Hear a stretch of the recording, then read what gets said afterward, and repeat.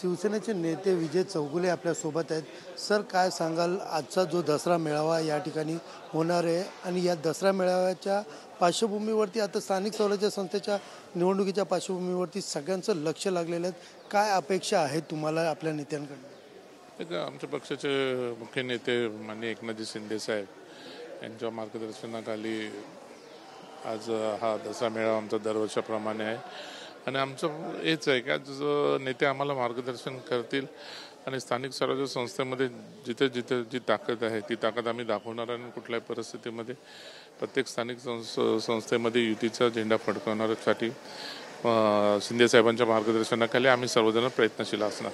मात्र आपण पाहिलं गेलं ज्या दिवशीपासून टीजर आपला जाहीर झाला आहे, विरोधी पक्ष जे असतील, आता उद्धव ठाकरे असतील, संजय राऊत असतील, अनेक टीका करताना दिसून येत आहेत। एकंदरीत आजच संजय राऊत यांनी सांगितलेलं की कुठेतरी हा अमित शहा यांचा मेळावा आहे। बघा, याला सर्व चोख उत्तर आमचे मुख्य नेते हे देतील। आम्ही त्या विषयावर बोललो।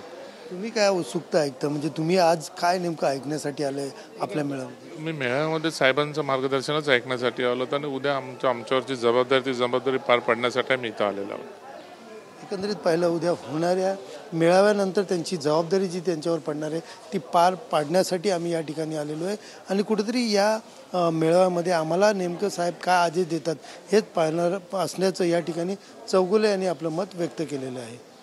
कॅमेरा पर्सन योगेश सावंतसह सुनील जाधव, TV9 मराठी, मुंबई।